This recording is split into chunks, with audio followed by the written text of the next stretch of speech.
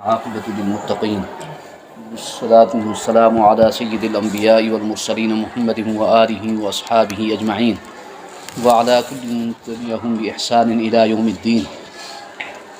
اما بعد فاعوذ باللہ من الشیطان الرجیم. بسم اللہ الرحمن الرحیم. من عمل صالحا من ذکر او انثی وهو مؤمن فلنحیینہ حیاۃ طیبہ ولنجزینہم اجرہم بأحسن ما كانوا يعملون. وقال اللہ تبارک و تعالی ان الذین آمنوا وعملوا الصالحات كانت لهم جنات الفردوس نزلا خالدین فیہا لا یبغون عنہا حولا.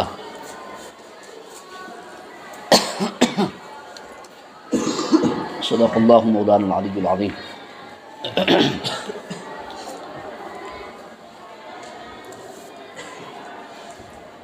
قرآن مجید میں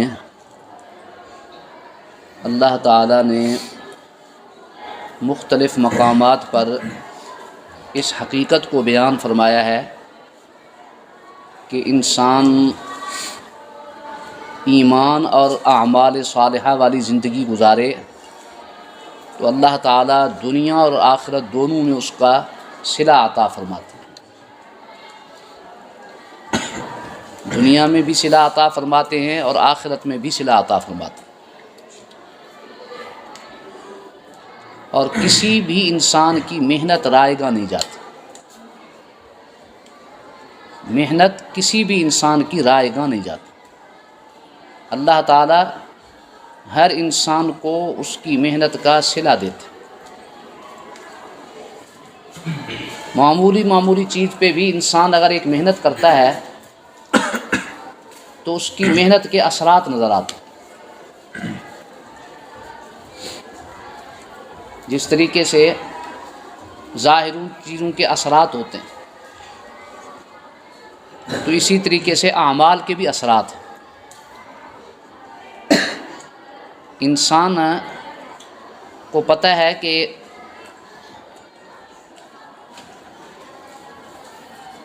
بجلی کی تار اگر ننگی ہے تو اس کو ہاتھ لگانے سے میری موت واقع ہو جائے. اس لیے ننگی تار کے قریب کوئی نہیں جاتا. زہر کھا لینے سے انسان کی موت واقع ہوتی ہے تو زہریلی چیز کے قریب کوئی نہیں جاتا. آگ انسان کو جلاتی ہے. پانی زیادہ مقدار میں ہو تو انسان کو ڈبو دے. یہ تمام ظاہری چیزوں کے اثرات. اسی طریقے سے انسان کے اعمال کے بھی اثرات. اگر انسان کے دل میں اس بات کا یقین بیٹھ جائے کہ میرے نیک اعمال پر اللہ کی طرف سے مجھے صلہ ملے گا اور میرے برے اعمال پر اللہ کی طرف سے پکڑ ہوگی تو انسان نیک اعمال کا خود بخود اہتمام کرے اور برے کاموں سے بچنے والا ہوگا. انسان کے دل کے اندر یہ استحضار نہیں رہتا. یہ حقیقت اس کے ذہن سے اوجھل ہو جاتی. اس لیے انسان برے اعمال میں زیادہ پڑتا، نیک اعمال کے قریب نہیں. حالانکہ انسان کی محنت عام سے عام چیز پہ بھی لگ جائے تو اللہ اس کا بھی صلہ دیتا. دیکھیے کہ لکڑی جو ہے، انسان لکڑی پہ محنت کرتا ہے تو فرنیچر کی شکل میں لکڑی کتنی قیمتی بکتی ہے. انسان ایک بے جان پتھر پہ محنت کرتا ہے اور پتھر جب پالش ہو کے نکلتا ہے تو وہ کتنا قیمتی ہوتا ہے. انسان نے لوہے پر محنت کی تو لوہا فضا کے اندر پرواز کرتا ہے. جہاز کا کتنا وزن ہوتا ہے. نہ صرف یہ کہ خود اڑتا ہے بلکہ سینکڑوں انسانوں کو لے کے چلتا ہے فضا کے اندر، پرواز کے اندر. تو انسان ایک مادے پر محنت کرتا ہے، ظاہری چیز پہ محنت کرتا ہے تو اس کے ثمرات، اس کے اثرات ہیں. تو یہی انسان اگر اپنی محنت کا میدان اپنی ذات کو بنا لے تو اللہ کے ہاں کتنا اونچا مقام پا سکتا ہے. آج انسان کی ساری محنت مادے پہ لگ رہی، دنیا کی بیکار چیزوں پہ انسان لگا ہوا. انسان اپنی ذات پر محنت نہیں کرتا. انسان اپنی محنت کا میدان اپنی ذات کو بنائے تو اس کا مقام کہاں سے کہاں پہنچ جائے۔ انسان کو اپنی قدر کا پتہ ہی نہیں، اپنے مقام سے واقف ہی نہیں ہے انسان۔ لوگوں کی اکثریت نے آج زندگی کے قیمتی لمحات کا انہیں احساس ہی نہیں۔ ہمارے استاد سنایا کرتے تھے کہ ٹرین میں ایک جگہ پر کچھ آزاد منش نوجوان بیٹھے ہوئے، جیسے آزاد منش نوجوانوں کی زندگی ہوتی ہے، فضول باتیں، ادھر کی گپ ادھر کی گپ، ہاں جی، ایسے ہی آزاد بیچارے کلین شیپ، دین سے بظاہر بالکل دور۔ تو کسی اللہ والے نے ان کو سمجھانے کے لیے ایک بڑا اچھا طریقہ اختیار کیا۔ ان کے پاس انگریزی کا اخبار تھا ان کے ہاتھ میں، تو ان نوجوانوں کے قریب جا کے انگریزی کا اخبار پڑھنے لگے، لیکن اس طریقے سے کہ اخبار الٹا پکڑا ہوا تھا، یعنی ایسے پکڑنے کی بجائے دوسری جانب سے پکڑ لی۔ تو وہ جو نوجوان تھے وہ تو ویسے ہی آزاد تھے، جب بزرگوں کو اس حال میں دیکھا کہ ان کو تو اخبار پکڑنے کا سلیقہ ہی نہیں، تو آپس میں ہنسنے لگے زور زور سے۔ بزرگ کافی دیر تک تو سنتے رہے، پھر بعد میں ان سے پوچھنے لگے کہ بیٹا آپ کیوں ہنس رہے ہیں اتنی دیر سے؟ کہنے لگے کہ ہمیں آپ کے اوپر ہنسی آ رہی۔ اچھا میرے اوپر کیوں بھائی؟ کہنے لگے کہ آپ کو معلوم ایسے ہوتا ہے کہ انگریزی آپ کو پڑھنی آتی نہیں، انگریزی سے آپ نہ بلد ہیں، بس لوگوں کو دکھانے کے لیے آپ نے انگریزی کا اخبار پکڑا ہوا ہے۔ کہتے اچھا آپ کو کیسے پتہ چلا؟ کہ نہیں آپ کو تو اخبار پکڑنے کا ہی طریقہ نہیں آتا، اخبار ایسے تھوڑی پکڑی جاتی، آپ نے تو اخبار کا سرا ہی الٹا پکڑا ہوا ہے۔ تو کہنے لگے کہ اچھا بھائی، پھر سنجیدہ ہو کے کہنے لگے کہ بات یہ ہے کہ دیکھو میں LLB ہوں، میں ایک وکیل ہوں،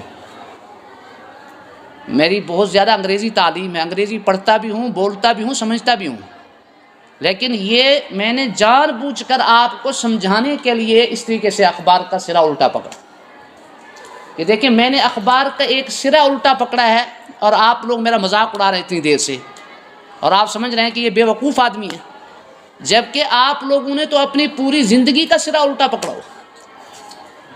آپ لوگوں کی تو زندگی کی ترتیب ہی سیدھی نہیں ہے۔ میرے اخبار کے سرا الٹا پکڑنے سے کیا ہوگا؟ زیادہ زیادہ ٹھیک ہے آپ لوگ ہنس رہے ہیں، تھوڑی دیر کے اندر آپ کی ہنسی ختم ہو جائے، میں اتر جاؤں گا، بات ختم۔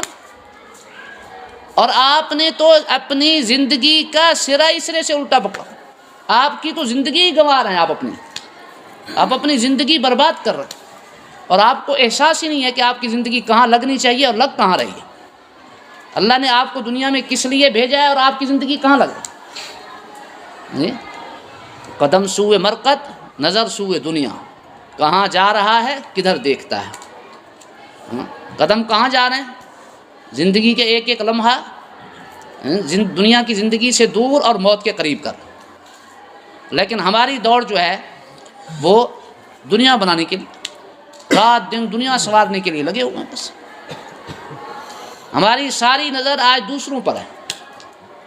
میں یہ چاہتا ہوں کہ یہ جو بیان سننے کے لیے اتنے احباب آتے ہیں یہ سارے ٹھیک ہو جائیں، مجھے اپنی فکر کوئی نہیں۔ ہر انسان کہتا ہے معاشرے میں جتنے لوگ ہیں یہ سب ٹھیک ہو جائیں۔ یہ ایک جملہ یاد رکھیں، میں بچوں سے ایک بات کہا کرتا ہوں، دیکھو بھی ایک زندگی کا ایک سنہری اصول ذہن نشین کرو، زندگی کا ایک سنہری اصول وہ یہ کہ اپنے بارے میں فکر مند رہو اور دوسروں کے بارے میں حسن ظن رکھو۔ اپنی ذات کے بارے میں فکر مند رہنا چاہیے، دوسروں کے بارے میں حسن ظن سے کام۔ آپ کو اپنی فکر ہونی چاہیے کہ میرے اندر کیا کمیاں ہیں، اور دوسروں کے بارے میں حسن رکھو، ان کی خوبیوں پر نگاہ ہونی چاہیے۔ اپنی خامیوں پر نظر ہو اور دوسروں کو خوبیوں پر نگاہ ہو، تو پھر زندگی صحیح۔ جیسے اللہ کے محبوب صلی اللہ علیہ وسلم نے پرسکون زندگی گزارنے کا نسخہ کیا ارشاد فرمایا کہ دین کے لحاظ سے اپنے سے اوپر والوں کو دیکھو اور دنیا کے لحاظ سے اپنے سے نیچے والوں کو، تو زندگی پرسکون ہو جائے گی۔ اور ہمارا معاملہ اس کے الٹ ہے، ہم دنیا کے لحاظ سے اپنے سے اوپر والوں کو دیکھتے ہیں کہ ٹھیک ہے میرا گھر اچھا ہے، لیکن یہ ہمارے جو ساتھ ہمسائے ہیں، جو ہمارے عزیز ہیں، ان کی تو کوٹھی بہت اچھی نہیں ہے۔ ہاں میرے پاس تو چھوٹی گاڑی ہے اور ان کے پاس تو بہت اچھی گاڑی ہے، میرا لباس تو کم درجے کا، ان کا لباس تو بہت اچھا ہے۔ ہم دنیا کے لحاظ سے اپنے سے اوپر والوں کو دیکھتے، اس لیے انسان ہمیشہ پریشان رہتا ہے۔ اور تو عبداللہ ابن مبارک رحمہ اللہ کا مشہور واقعہ، وہ فرماتے ہیں جب تک میں دنیا داروں کے ساتھ رہا میں ہمیشہ بے سکون رہا، ہمیشہ پریشان رہا، حالانکہ مال و دولت کی بڑی ریت بھی تھی، بڑے پیسے کی بڑی فراوانی تھی، دنیاوی لحاظ سے میرے پاس کسی چیز کی کمی نہیں تھی، لیکن کبھی بھی میں سکون سے نہیں رہا، ہمیشہ پریشان رہتا۔ وجہ یہ کہ کسی بھی پروگرام میں جاتا تو خوبصورت سے خوبصورت لباس پہن کے جاتا، قیمتی سے قیمتی لباس پہن کے جاتا، اور اچھی سے اچھی گاڑی پہ بیٹھ کے جاتا۔ لیکن جب میں وہاں جاتا پروگرام میں تو وہاں جتنے لوگ ہوتے تھے ان کا لباس مجھ سے بھی اچھا ہوتا، اور جس گاڑیوں پہ ہوتا ان کی گاڑیاں مجھ سے بھی اچھی، ان کی سواری مجھ سے اچھی ہوتی تھی۔ گھر میں نے بہت اچھے سے اچھا بنایا، بڑا خرچہ کیا، لیکن جن لوگوں کے ساتھ میرے تعلقات تھے چونکہ وہ دنیا دار تھے، دین سے دور تھے، میں دیکھتا ان کی کوٹھیاں تو مجھ سے بھی اچھی تھی، اس لیے میں ہمیشہ پریشان رہا، ہمیشہ بے سکون رہا۔ پھر جب اللہ کے نیک بندوں کے ساتھ میرا تعلق جڑا، جن کی سوچ آخرت کی تھی اور دین کی سوچ تھی، تو میں ہمیشہ کے لیے پرسکون ہوتا، اس لیے کہ ان لوگوں کی طرف توجہ دنیا کی طرف تھی ہی نہیں۔ میں جہاں بھی جاتا تو میرا لباس سب سے اچھا ہوتا، کیونکہ دینداروں کے ساتھ تعلق جڑ گیا، ان کی سواریوں سے میری سواری سب سے اچھی ہوتی، میرا گھر سب سے اچھا، تو مجھے اللہ کے شکر کا موقع ملا۔ پہلے ناشکری کی زندگی گزار رہا تھا، تو ناشکری کی زندگی پہ کہاں سکون ملنا ہے، وہاں تو پریشانی ہی پریشانی۔ جب نیک بندوں کے ساتھ تعلق جڑ گیا تو پھر سکون والی زندگی مل گئی۔ تو اس لیے فرمایا کہ دین کے لحاظ سے اپنے سے اوپر والوں کو دیکھو، یہ دیکھو کہ بھی دیکھو آپ کا ہمسایہ تہجد پڑھ رہا ہے اور آپ تہجد پڑھتے ہو کہ نہیں؟ وہ اشراق کے نوافل پابندی سے پڑھتا ہے، آپ پڑھتے ہو کہ نہیں؟ چاشت کے نوافل جو ہے میرے عزیز و اقارب پڑھتے ہیں، میرے تعلق والے چاشت کے نوافل بڑی پابندی سے پڑھتے ہیں، میں تو نہیں پڑھتا۔ وہ اتنی منزل پڑھے تھا، مجھے تو اس سے زیادہ پڑھنی چاہیے۔ اعمال کے لحاظ سے، دین کے لحاظ سے اپنے سے اوپر والوں کو دیکھیں، دنیا کے لحاظ سے اپنے سے نیچے والوں کو دیکھیں۔ تو بات آج شیطان نے غفلت کے پردے ڈالے ہوئے ہمارے، شیطان نے انسان کو اعمال سے محروم کرنے کے لیے غفلت کے پردے ڈالے۔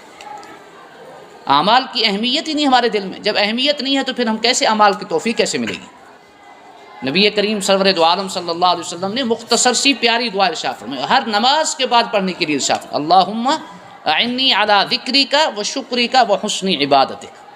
سبحان اللہ، یہ مختصر سی دعا ہے، کتنی خوبصورت دعا ہے، ہر فرض نماز کے پڑھنے کے بعد۔ اور بارہا آپ اس مجلس میں سن چکے ہیں، حضرت معاذ بن جبل رضی اللہ تعالیٰ عنہ انصار صحابہ میں سے ہیں، ان کو نبی کریم صلی اللہ علیہ وسلم فرمایا اعلمہم بالحلال والحرام، میرے امت میں سب سے بڑے، حلال اور حرام کے سب سے بڑے عالم، حلال و حرام کے مسائل جاننے والے سب سے بڑے عالم۔ عجیب و غریب صفات تھی حضرت معاذ بن جبل رضی اللہ تعالیٰ۔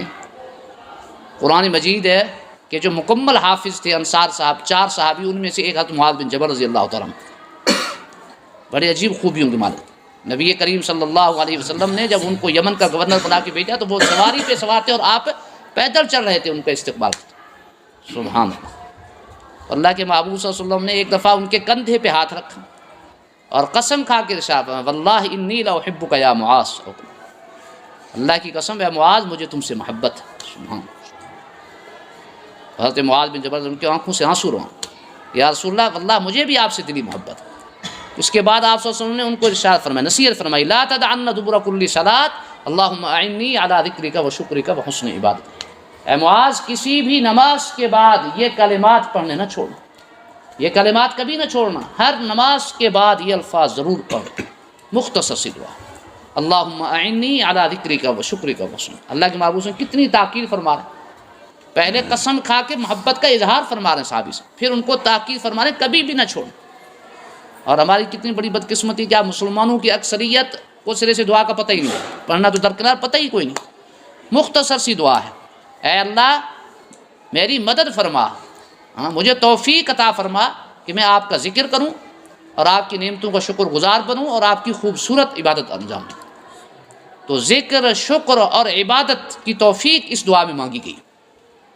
جو انسان طلب سچے دل سے اللہ سے مانگتا ہے تو اللہ تعالیٰ پھر اس کو توفیق عطا فرماتا ہے۔ تو اس دعا میں توفیق مانگی گئی، عبادت کی توفیق مانگی، کہ یا اللہ مجھے توفیق عطا فرما، میرے اوپر شیطان کے بڑے حملے ہیں، شیطان نے میرے اوپر غفلت کے پردے ڈالے، یا اللہ آپ کی توفیق شامل حال ہوگی تو میں نیک اعمال کروں گا ورنہ نہیں کر سکوں گا۔ دنیا کا اصول ہے کہ انسان جو ہے جب اپنے دشمن پہ قبضہ کرتا ہے، اس کے اوپر قابو پا لیتا ہے، تو اس کے پاس سب سے قیمتی جو ہتھیار پہلے کوشش کرتا ہے کہ وہ ہتھیار اس سے چھین لو۔ فوج کا بھی یہ اصول ہے، جب دشمن فوج کوئی بھی ملک، کسی بھی ملک کی فوج اپنے دشمن فوج کے اوپر جب قابو پا لے تو سب سے پہلے ان سے کہتے ہیں کہ تسلیم ہو جاؤ۔ جب تک فوج تسلیم نہیں ہوتی اس وقت تک ان کے قریب نہیں جاتے، ان کو پتہ ہے کہ کہیں ایسا نہ ہو ان کے ہاتھ میں کوئی خطرناک ہتھیار نہ ہو، ہمارے اوپر حملہ نہ کر دیں، سب سے پہلے تسلیم کرواتے ہیں تاکہ ان کے ہاتھ کے اندر کوئی ایسی چیز ہے، کوئی مہلک ہتھیار ہے، وہ نیچے پھینک۔ قیمتی چیز پہ سب سے پہلے قبضہ کرتے ہیں، قیمتی ہتھیار ہے وہ پہلے ان سے لیتے ہیں، پھر ان سے باقی بات۔ تو شیطان کا بھی طریقہ وارداتی ہے، سب سے پہلے جب انسان کے اوپر شیطان غفلت کی چادر ڈالتا ہے، سب سے پہلے اس کو اللہ کے ذکر سے غافل کرتا ہے۔ استحوذ علیہم الشیطان فانساہم ذکر اللہ، اللہ کا قرآن کہتا ہے شیطان جب ان کے اوپر غالب آ جائے تو ان کو اللہ کی یاد سے غافل کر دیتا۔ معلوم ہوا کہ مسلمان کے پاس سب سے قیمتی چیز، مسلمان کے پاس سب سے قیمتی سرمایہ ایمان کے بعد اللہ کی یاد ہے، اللہ کا ذکر ہے۔ جو مسلمان اللہ کے ذکر سے غافل ہے تو سمجھ جائے کہ شیطان جیت گیا ہے اور وہ ہار چکا ہے، شیطان کو اس کے اوپر فتح حاصل ہو گئی۔ جو مسلمان اللہ کے ذکر میں ہے، تلاوت کا پابند ہے، نماز کا پابند ہے، ذکر کا پابند، مسنون اعمال کا پابند، تو سمجھ رہے ہیں کہ شیطان ہار رہا ہے، یہ مسلمان جیت رہا ہے، اس کی جیت ہے۔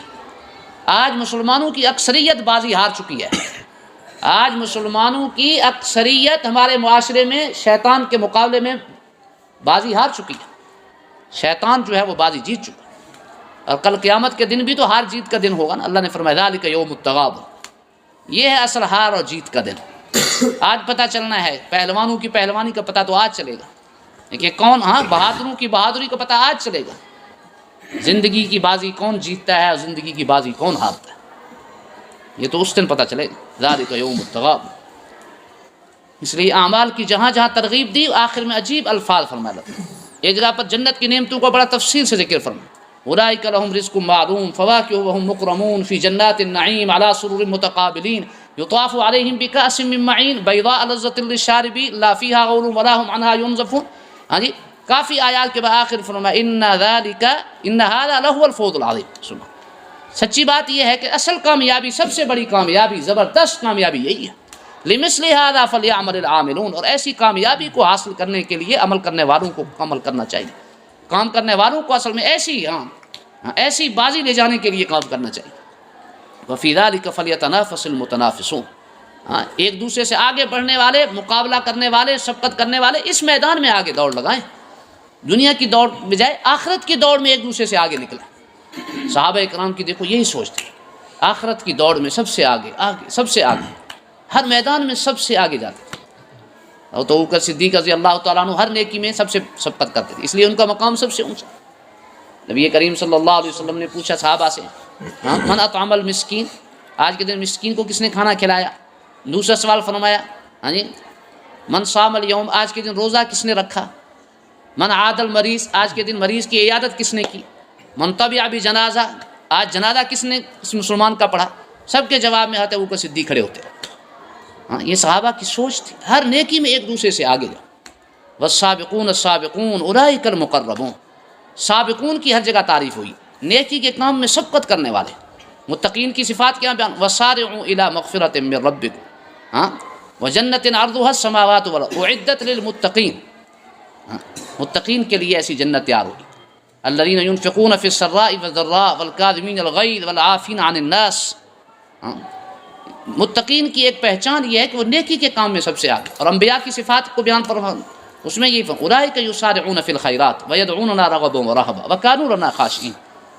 انبیاء کی صفت ہے نیکی کے کام میں سب سے آگے، نیکی کے کام میں سب سے آگے دوڑ لگاتے ہر چیز میں۔ اللہ تعالیٰ نے موسیٰ علیہ السلام سے فرمایا کہ اپنے قوم کے بندے میرے پاس لے آؤ کوہ طور پر۔ قرآن مجید میں بڑی تفصیل سے اس کو کئی جگہوں پہ ذکر فرمایا۔ 16ویں پارے میں سورۃ طٰہٰ میں فرمایا وما اعجلک عن قومک یا موسیٰ، حضرت موسیٰ علیہ السلام سے جب فرمایا کہ بندوں کو لے آؤ میرے پاس، تو حضرت موسیٰ علیہ السلام سب کو لے کر آ رہے تھے اور آپ بڑی تیزی کے ساتھ چل رہے تھے. قرآن نے نقشہ کھینچا ہے. حضرت موسیٰ علیہ السلام سب سے پہلے پہنچ گئے اور بندے پیچھے آ رہے ہیں، بھی امتی پیچھے ہیں اور نبی سب سے پہلے دوڑ لگا کے. تو اللہ تعالیٰ نے پوچھا جاننے کے باوجود، وما اعجلک عن قومک یا موسیٰ، اے موسیٰ آپ کو کس چیز کی جلدی ہے، آپ کیوں جلدی پہنچ گئے؟ قال هم اولائی علی اثری وعجلت الیک ربی لترضی، یا اللہ کہ میری قوم کے لوگ، میری امت کے لوگ تو پیچھے آ رہے ہیں، ہاں، اور میں اس لیے جلدی پہنچوں تاکہ آپ خوش ہو جائیں. ہاں، وعجلت ربک، ہاں لترضی، تاکہ آپ خوش ہو جائیں. میں آپ کو خوش کرنے کے لیے. معلوم ہوا کہ نیکی کی دوڑ اللہ کو پسند ہے. جو مسلمان نیکی میں سب سے پہلے اٹھے، تہجد میں سب سے پہلا اٹھنے والا بندہ اللہ کو زیادہ محبوب ہے. یعنی صف اول میں نماز پڑھنے والا اللہ کو سب سے زیادہ محبوب. نمازی تو سارے، ہاں، جو سب سے پہلے. صحابہ اکرام کی شان حدیث میں بیان فرمائی گئی کہ اذان سے پہلے، اذان بعد میں ہوتی تھی، صحابہ کا مجمع مسجد میں پہلے جمع ہو جاتا اور پہلی صف کے اندر تو ہجوم ہوتا، مسا اوقات جھگڑا ہو جاتا پہلی صف میں کھڑے ہونے کے لیے. تو اللہ کے نبی نے فرمایا قرآن اندازی کرو، قرآن اندازی کرو. یہ صحابہ کی شان تھی. جب اعمال پہ آئے تو پھر دیکھو دنیا کی ہر چیز ان کے تابع ہو گئی، دنیا کی ہر چیز ان کے تابع ہو گئی. حضرت عمر فاروق رضی اللہ تعالیٰ، ویسے تو تمام صحابہ کی شان، لیکن بعض صحابہ کو اللہ نے اتنا اونچا مقام عطا فرمایا.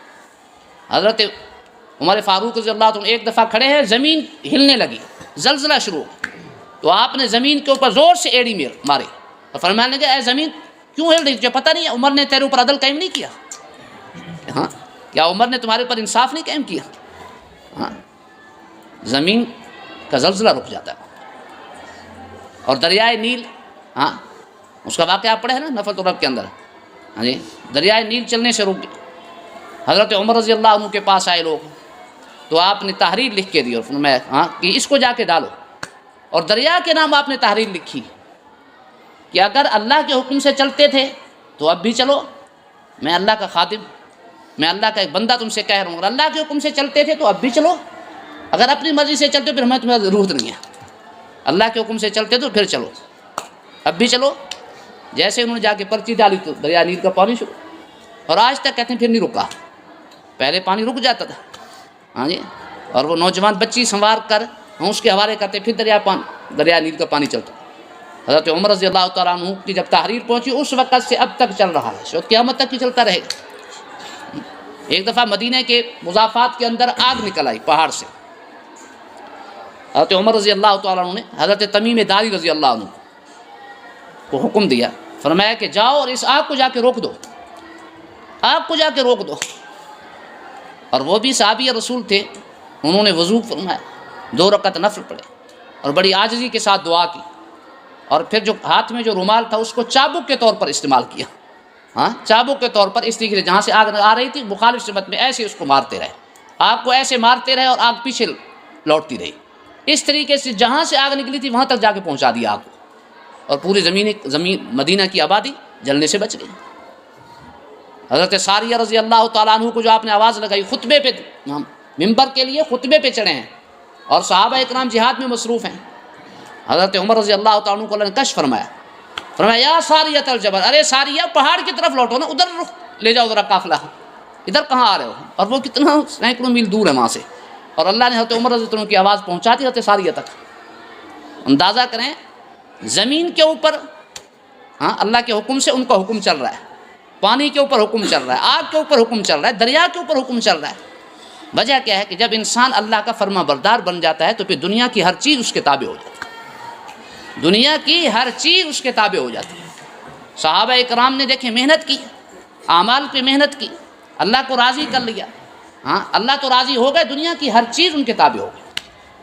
حدیث میں آتا ہے کہ نبی کریم صلی اللہ علیہ وسلم نے ارشاد فرمایا کہ اللہ تعالیٰ جب کسی انسان سے محبت فرماتے ہیں تو حضرت جبریل علیہ السلام کو بلاتے اور فرماتے ہیں کہ میں فلاں ابن فلاں سے میں اللہ محبت کرتا ہوں. سبحان اللہ. تو آسمان کے فرشتوں میں جا کے ندا کرو، پکارو اور ان میں اعلان کرو کہ اللہ فلاں کے بیٹے فلاں سے محبت فرماتے ہیں، اس لیے اے آسمان کے فرشتوں تم بھی اس سے محبت کرو.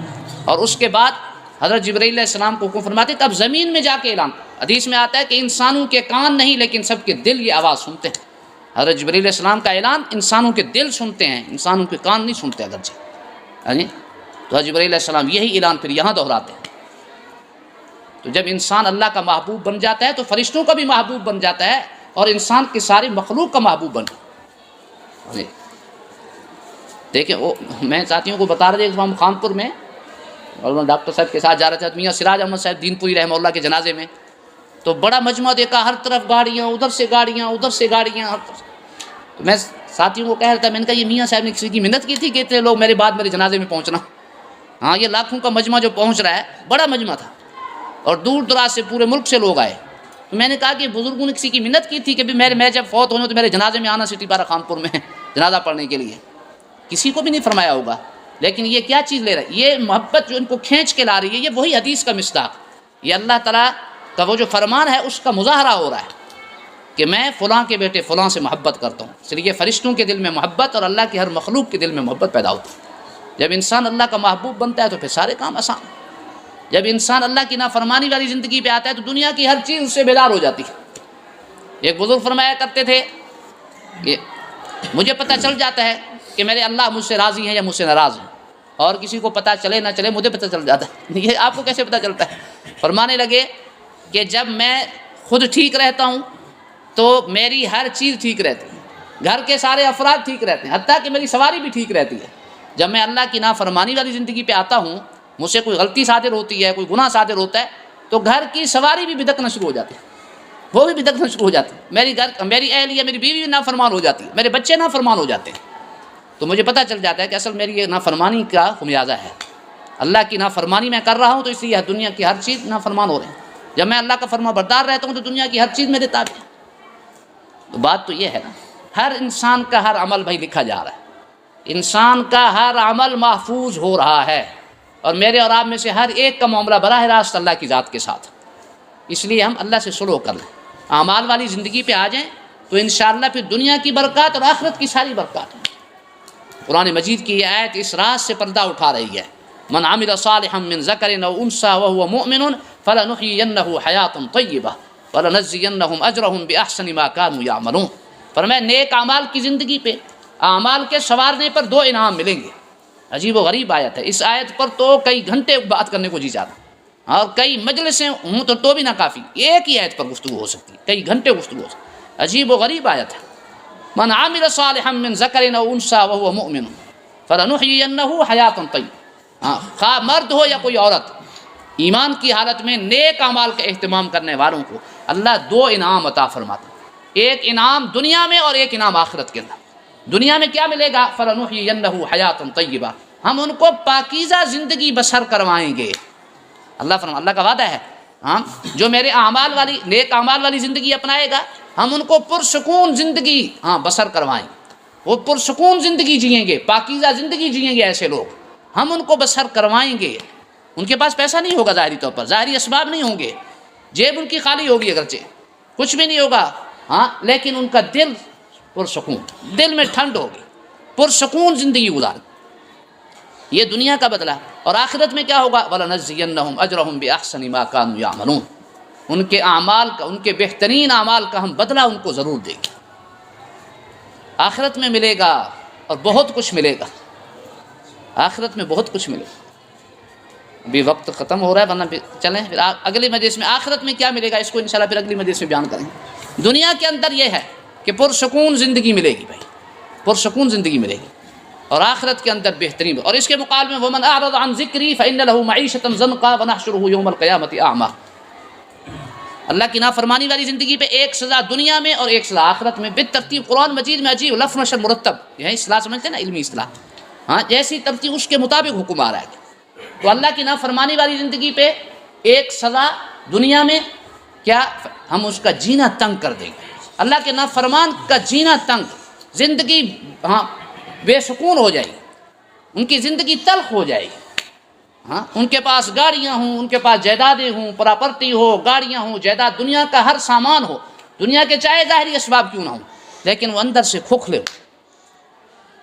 اور ہم نے اپنی آنکھوں سے دیکھا، یقین کریں ایک نہیں بلا مبالغہ سینکڑوں انسان اپنی زندگی میں دیکھے، اربوں خربوں میں کھیل کر بھی ان کا دل اداس ہے، اربوں پتی ہیں، خربوں پتی ہیں، لیکن دل اداس ہے، پریشان ہے، ہاں وہ رو رہے ہیں، ان کے اندر کی دنیا اجڑی ہوتی ہے۔ اور ایسے بھی الحمدللہ دیکھے ہیں، اس وقت بھی کئی مثالیں ہیں الحمدللہ، دنیا پیسے والے ہو کر بھی اللہ ان کو پرسکون زندگی بسر کروا رہے۔ مالدار ہونا کوئی عیب ہے؟ میں ساتھیوں کو کہا کرتا ہوں مالدار ہونا کوئی عیب دار نہیں ہے، چوکیدار ہونا عیب ہے۔ مالدار تو حضرت عبد الرحمن بن عوف بھی تھے، مالدار تو حضرت عثمان غنی بھی تھے، صحابہ مالدار تھے نا، انہوں نے اپنے مال کو لٹایا اللہ کے نام پہ، اللہ کے دین پہ اپنے پیسے کو لٹایا، ان کی دولت لٹی اللہ کے نبی کے نام پر، ہاں اللہ کے نام پہ ان کی دولت لٹی، اللہ نے دنیا اور آخرت میں ان کو چمکایا۔ نبی کریم صلی اللہ علیہ وسلم نے حضرت عثمان غنی رضی اللہ تعالیٰ عنہ کے خرچ کرنے پر کتنی دعائیں دی، حضرت عبد الرحمن بن عوف کے خرچ کرنے پر اللہ کے نبی نے کتنی دعائیں دی، مالدار تھے۔ بعض لوگ چوکیدار ہوتے ہیں، مالدار نہیں ہوتے، وہ ساری زندگی سانپ بن کے بیٹھے ہوتے ہیں اپنے پیسے کے اوپر، اور بعد میں ان کی اولادیں عیاشی کرتی ہیں، اللہ معاف۔ نہ اپنی ذات پر خرچ کرنا نصیب، نہ بیوی بچوں پر خرچ کرنا نصیب، نہ اللہ کے راستے میں خرچ کرنا نصیب، ہاں اسی طریقے سے دنیا سے چلے جاتے ہیں۔ اس طرح کی بے شمار مثالیں ہمارے آنکھوں کے سامنے، اور بعد میں ان کی ناخلف اولادیں جو ہیں اللہ معاف کرے وہ زندگی برباد کرتی ہیں اسی پیسے کی بنیاد پر۔ تو مالدار ہونا کوئی عیب نہیں ہے بھائی، ہاں وہ مال عیب ہے جو انسان جس مال کی محبت اپنے دل میں بٹھائے۔ تو میں یہ عرض کر رہا تھا کہ اللہ تعالیٰ کا یہ قانون ہے کہ نافرمانی کی زندگی پہ تمہاری زندگی تلخ ہو جائے، اور آخرت کے اندر سزا، یہ تو دنیا کی سزا ہے، بے سکون زندگی، سکون قریب ہی نہیں پھٹکے گا، فَإِنَّ لَهُ مَعِيشَةً ضَنْكَ، ہاں اور دوسرا وَنَحْشُرُهُ يَوْمَ الْقِيَامَةِ أَعْمَىٰ، یہ آخرت کی سزا ہے، ہاں کہ اللہ الیاذ باللہ آخرت کے اندر ایسے لوگ جو اللہ کی نافرمانی والی زندگی اپنا کے دنیا سے جائیں گے، اللہ فرمائے ان کو اندھا کر کے اٹھائیں، ہاں اندھا کر کے اٹھائیں۔ قال رب لم حشرتنی اعمی وقد كنت بصیرا، یا اللہ دنیا میں تو میں بینا تھا، آپ نے مجھے کیوں اٹھایا؟ فرمایا قال كذلك اتتك آیاتنا فنسیتها وكذلك اليوم تنسى، دنیا کے اندر بھی تم نے ہمیں فراموش کر دیا تھا، ہمارے احکام کو پس پشت ڈال دیا تھا، آج ہم بھی تمہیں نظر انداز کر دیتے۔ تو یہ اللہ کا تو فیصلہ ہے، اللہ کا تو قانون ہے، اعمال والی زندگی کی پھر سکون زندگی ملے گی، ہر نعمت ملے گی، اور آخرت کی نعمتیں بھی ملے گی، دنیا میں لہم البشریٰ فی الحیات الدنیا وفی الآخرہ۔ پیچھے کیا فرمایا؟ الا ان اولیاء اللہ لا خوف علیہم، کبھی میرا دل کرتا ہے کہ کچھ بھی نہ بیان کروں، صرف قرآن کی آیات کو بیان کروں بس۔ قرآن عجیب الفاظ میں غور کریں نا، انسان حقیقت ہے کہ اس میں ڈوب جاتا ہے۔ الا ان اولیاء اللہ لا خوف علیہم ولا هم یحزنون، خبردار، الا تنبیہ کے لیے نا، یہ خبردار، ذرا گوش ہوش سے سنو، بڑی اہم بات ہو رہی، بڑی اہم بات بیان ہو رہی، اس کو توجہ سے سنو، یہ ہے الا کا مطلب۔ ان اولیاء اللہ لا خوف علیہم ولا هم، اللہ فرما رہے میرے جو محبوب ہیں نا، جو میرے پیارے ہیں، ان کو کسی قسم کا ڈر اور خوف نہیں ہوگا، نہ پیچھے کی کوئی فکر، نہ آگے کا کوئی اندیشہ، ہاں کوئی فکر کوئی غم نہیں، ان کے قریب بھی نہیں آئے گا۔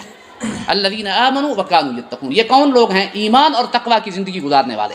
لہم البشریٰ فی الحیات الدنیا وفی الآخرہ، دنیا اور آخرت دونوں کی زندگیوں میں خوشخبری ہے ان کے لیے، دنیا کی ہاں، اور جب جنت میں داخل ہو رہے تو قرآن کیا کہہ رہا ہے اب؟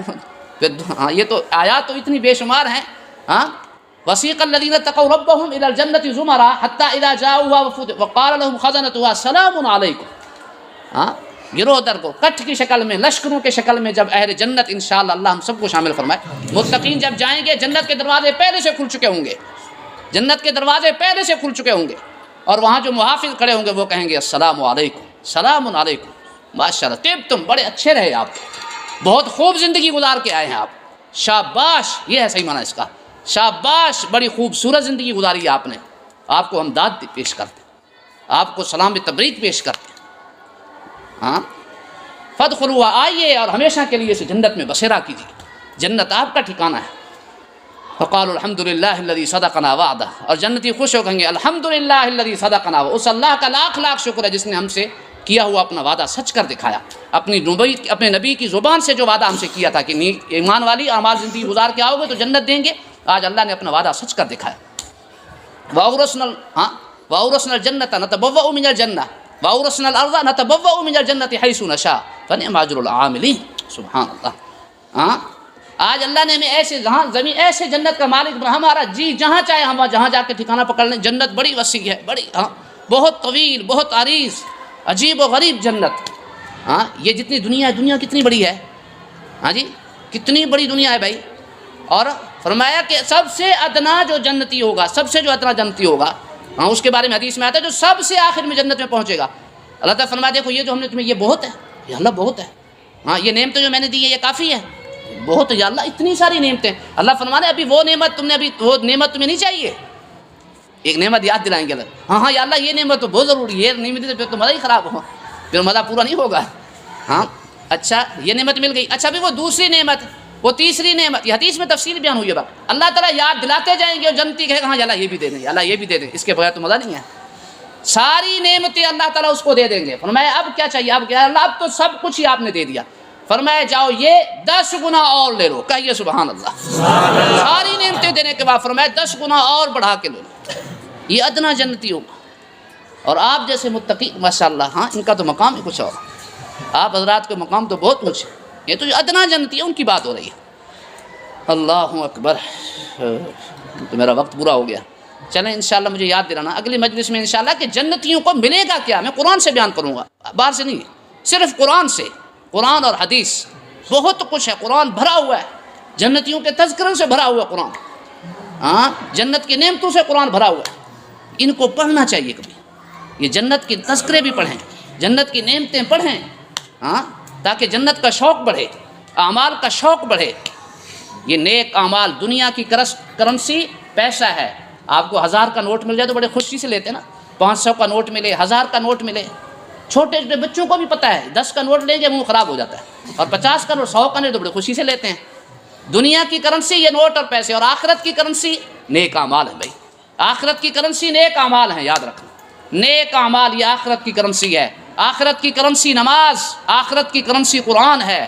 قرآن سے دل لگاؤ, نماز سے دل لگاؤ, اللہ کے سامنے رونے والے بنو, یہ آخرت کی کرنسی ہے. ہاں ہمارے بزرگ صوفی سرور صاحب رحمہ اللہ تعالیٰ نے ان کی آخری مجلس میں شرکت کی سعادت نصیب فرمائی. تو جو سادی سی باتیں فرمانے لگے, بھائی نیکیاں زیادہ سے زیادہ کرو, نیکیاں زیادہ سے زیادہ کرو, زیادہ سے زیادہ نیکیاں کرو, تاکہ آخرت کے لیے زیادہ سے زیادہ سرمایہ جمع ہو سکے. ہاں جیسے کہتے ہیں نا کہ دنیا خوب کماؤ تاکہ پیسہ خوب بڑھے. یہ لوگوں کی سوچ ہے نا, زیادہ سے زیادہ پیسہ. تو فرمایا بھائی نیکیاں خوب کرو تاکہ آخرت کی کرنسی زیادہ سے زیادہ جمع ہو جائے. ہاں آخرت کا سرمایہ. ہمارے حضرت رحمہ اللہ فرمایا کرتے تھے جب جیب خالی ہو نا تو خالی جو ہے نا کاغذ بھر لیا کرو جیب کے نا, تاکہ لوگوں کو پتہ چلے کہ اس کی جیب پیسوں سے بھری ہوئی ہے. تو یہ پیسوں سے لوگ خوش ہوتے ہیں نا. تو یہ آخرت کی کرنسی جو ہے وہ نیک اعمال ہے بھائی. تو نیت کریں انشاءاللہ کہ انشاءاللہ ہم نے بڑی شوق والی نماز پڑھنی ہے, پرسکون نماز. اللہ ایسی نماز کے بعد شروع ہو جائے بس پھر ختم ہونے کا نام ہی نہ لے. ہاں ایسی نماز اور آپ کھو جائیں پھر اللہ کے سامنے. ہاں قرآن کی تلاوت ایسے شروع کرو کہ پھر پتہ ہی نہ چلے کہ دنیا کہاں ہے اور میں کہاں ہوں, بس اپنے اللہ کو سامنے رکھو. ایسی نماز, اور دعا کے اندر بھی ایسے ڈوب جاؤ اللہ کے سامنے دعا میں. ہاں اللہ کے عاشق بننے کی کوشش, اور اللہ کا عشق, اللہ کی محبت ملے گی اعمال پہ. جب اعمال کے عاشق بنو گے تو پھر اللہ کا عشق ملے گا, پھر اللہ کی محبت ملے گی, اللہ کی معرفت ملے گی, پھر اللہ کی پہچان نصیب ہوگی, اللہ کی یاد نصیب ہوگی. یہ اعمال کے اوپر ہوگی. تو اعمال کا شوق اختیار کرو گے انشاءاللہ. ہاں اعمال والی زندگی اپناؤ, اور انشاءاللہ اگلی مجلس میں انشاءاللہ کوشش کریں گے کہ وقت ہی تھوڑا ہوتا ہے, چلیں جتنا ہوگا انشاءاللہ. آخرت کی نعمتیں کہ اعمال پہ ملے گا کیا, اس کو انشاءاللہ ہم نے بیان کرنا ہے قرآن اور حدیث کی روشنی میں. بے شمار آیات ابھی بھی میرے دماغ میں گھوم رہے ہیں, پورے قرآن سے آیات. ہاں لیکن وقت ختم ہو چکا ہے. ہاں آپ سنیں گے تو انشاءاللہ آپ جھوم جائیں گے, آپ کو پتہ چلے گا کہ ان اعمال کی قیمت کیا ہے. ہاں ان اعمال کی قیمت کا پتہ چلے گا نا. آج یہ ساری دنیا کے پیچھے کیوں, ان کو پتہ ہے 4 پیسے ملیں گے نا. ایک مزدور کس لیے صبح سے لے کر شام تک, ہاں شدید گرمی کے اندر کام اور کڑاکے کی سردی کے اندر کیوں جان کھپا رہا ہے اپنی, اس کو پتہ ہے کہ شام کو 600-700 دہاڑی ملنی ہے نا, اس کے لیے محنت کر رہا ہے اتنی. اور کسان ساری رات, اور دسمبر اور جنوری کی یکبستہ راتوں میں, اور ساری رات جو ہے ہاں پانی پر لگا ہوا ہے, اور اپنے جو ہے نا وہ کھاد اور سپرے اور پانی کی محنت زمین پہ, اس کو کیا ہے, اس کو پتہ ہے کہ 2-4 ماہ کے بعد مجھے چند من گندم آنی ہے میرے گھر کے اندر. اس کے لیے محنت کر, اس کو اس لیے کہ اس کا فائدہ نظر آ رہا ہے. تو مسلمان کو آج اعمال میں سست ہونے کی ہماری بڑی وجہ ہے کہ ہمیں پتہ ہی نہیں ہے کہ اعمال پہ ملنا کیا ہے. مسلمان کو پتہ چلے نا کہ اعمال پہ کیا ملنا ہے, جنت میں اللہ نے کیا کیا نعمتیں چھپا رکھی ہے. قرآن بیان کر رہا ہے سب کچھ, احادیث ہے ساری, محدثین نے بڑے ابواب بیان کی ہر حدیث کی کتاب کے اندر. بخاری بھری ہوئی ہے ساری, مسلم بھری ہوئی ہے, حدیث کی ساری کتابیں بھری ہوئی. جنت کی نعمتوں سے آپ کو پتہ چلے کہ جنت میں ملنا کیا ہے, پھر دیکھیں آپ کیسے نماز لمبی پڑھیں گے. ہاں پھر انشاءاللہ آپ قرآن کے عاشق بنیں گے. ہاں پھر اللہ کے سامنے آپ مانگنے والے بنیں گے. اللہ ہمیں صحیح معنوں کے اندر اعمال کا شوق نصیب ہے. تقوی اور عبادت والی زندگی اپنانے کی توفیق نصیب فرمائے. وآخر دعوانا الحمدللہ.